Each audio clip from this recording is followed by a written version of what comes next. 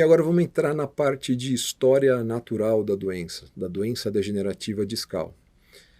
Existe aí um consenso, existem algumas descrições de história natural, mas de maneira geral aceitam-se 3 fases num contínuo da doença, né, num contínuo de desgaste discal. Então a fase 1 convenciona se chamar de fase disfuncional.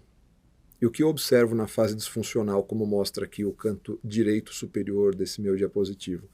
Existem alguns rasgos na superfície externa desse ânulo fibroso, dessa capa de fibra. Também existem outros danos às estruturas adjacentes aos discos, principalmente os platôs vertebrais, justamente porque o disco ele já está ficando mais desidratado e, consequentemente, com a sua rigidez alterada, mais rígido, e com a sua biomecânica também alterada. Ele vai perdendo aquela função biomecânica que ela é bem executada quando o disco tem uma hidratação boa, que é bem desempenhada quando o disco tem a sua altura preservada, então ele já vai começando a perder essa propriedade biomecânica e as estruturas adjacentes vão começando a sofrer com isso também. Então essa seria a fase disfuncional. Em termos de consultório, como a gente costuma explicar para o paciente o funcionamento do disco intervertebral? Eu costumo comparar com o amortecedor de um carro, que é uma coisa do dia a dia nosso, né? É natural que com o passar do tempo, com o passar da quilometragem, esses amortecedores eles vão sofrendo o desgaste natural do uso. Se eu uso o carro em condições boas, ou seja, não levando peso acima do limite estipulado pelas especificações do veículo, fazendo um paralelo com obesidade, por exemplo. Se eu mantenho as estruturas adjacentes à mola, por exemplo, nova, e aí fazendo um paralelo com atividade física, de condicionamento físico, né, isso vai preservar a vida útil dele. Se eu ando com o meu carro numa estrada de asfalto, é diferente de eu andar numa estrada de chão cheia de buracos também. Então, assim, o disco ele sofre essas questões mecânicas, além do processo de envelhecimento natural, e esse é irrefreável, esse é inexorável, esse não tem como a gente alterar o curso. Mas as outras atividades, a gente tem como alterar. Quais são as outras atividades? O controle do peso, a realização de atividade física, o controle de situações metabólicas como o tabagismo, é importante evitar o tabagismo, controle de condições como diabetes, por exemplo, né? Então manter uma boa saúde geral implica diretamente numa boa saúde dos discos intervertebrais e é uma coisa interessante, muitos pacientes no consultório perguntam o que eu faço para parar o processo? Não existe parar o processo de envelhecimento.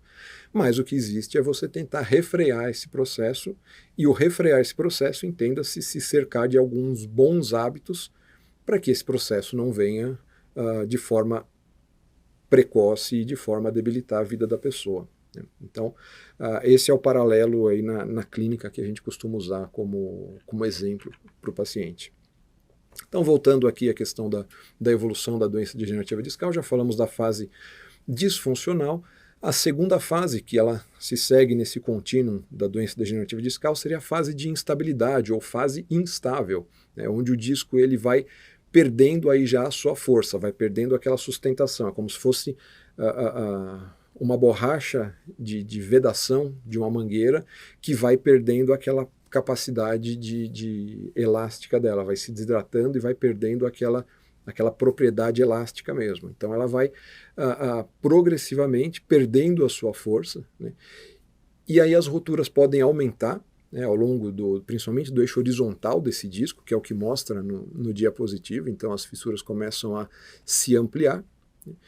E aí, uma vez que existe essa perda e essa instabilidade, essa perda de resistência, essa instabilidade no disco, a progressão do achatamento desse disco, a perda de altura desse disco, ela é acelerada nessa fase também. E aí, consequentemente, vai havendo a progressiva degeneração dessa cartilagem, a progressiva degeneração e perda de altura discal desse disco intervertebral, essa sendo a segunda fase, a fase instável. E a terceira fase, que é a fase de estabilização, né, a fase de estabilização, já existe uma perda de altura muito mais acentuada, e aí o espaço discal, por vezes, já fica uma linha, né, uma linha totalmente sinuosa, como mostra aqui no diapositivo, né, e existe uma degeneração importante do platô intervertebral. E aí já acontecem fenômenos como a fibrose discal, os osteófitos, né, os bicos de papagaio, e numa evolução mais prolongada da doença pode ocasionar, inclusive, a fusão dos corpos vertebrais. Então, como o corpo lida com esse desgaste, né, da coluna? Sempre que há um pico de pressão ou uma pressão prolongada de forma desequilibrada em uma estrutura que faz a interface com o osso vai responder em forma de tentar calcificar, né? Então, há uma reação inflamatória, essa reação inflamatória evolui para uma fibrose, essa fibrose evolui para uma calcificação. Então, assim, são os famosos bicos de papagaio. E aí, fazendo um outro parênteses, uma outra coisa que o paciente traz muito em consultório é: olha, tenho muita dor por causa de bico de papagaio.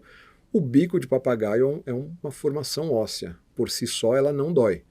Mas, para que haja a formação desse osteófito, isso me diz indiretamente que há uma pressão exacerbada, uma pressão desequilibrada naquelas estruturas, e aí sim existe uma série de estruturas locais, o disco intervertebral é uma delas, as raízes nervosas são outras, o canal vertebral é outro, e na eventualidade de um osteófito, de um bico de papagaio crescer em direção a esses nervos, pode-se causar o pinçamento, ou o osteófito nos bicos de papagaio serem uma impressão, um negativo, né, quando a gente vê no raio-x, porque o raio-x não dá a qualificação do disco, mas ele sendo um indicativo de que aquele disco, para chegar na formação de osteófito, aquele disco já está num estágio mais avançado de degeneração, e esse sim causa dor ao paciente, né? Então,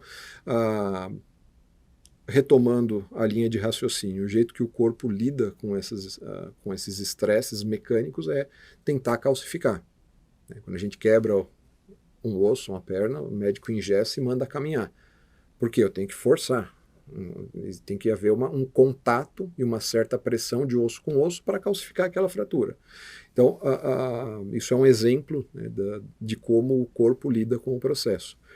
E é muito interessante que a gente vai ver, né, colocando um pouco aqui o carro na frente dos bois, mas quando for falar de tratamento, existe um dos tratamentos para aquela instabilidade grande de coluna, que seria a fixação, a artrodese. Eventualmente se faz, ainda bem que cada vez menos, mas casos extremos, eventualmente até acaba evoluindo para artrodese.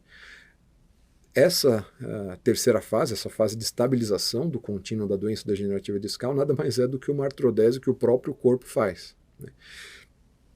E quando a doença degenerativa discal é geradora de dor nesse paciente, e o paciente tem a dor por conta da movimentação do desgaste do disco, e ele tem sorte suficiente a ponto de não gerar nenhum osteófito que cause nenhuma compressão a qualquer estrutura neurológica adjacente, não tem uma artrose facetária grande, e chegando num determinado momento de vida em que existe essa fusão dos corpos vertebrais, o paciente sente, a gente observa, não é a maioria dos casos, uma melhora da dor. É aquele paciente que sofria com dor nas costas, lá pelos seus 70 anos, poxa, sofri por 30 anos e aí a dor parou. Aí você vai olhar, o corpo vertebral fundiu. Esse disco intervertebral praticamente não existe mais, existe uma ponte de fibrose, existe uma calcificação, e justamente o parar daquela movimentação por conta do corpo, né, vamos colocar assim, o corpo deu conta do recado, e o paciente eventualmente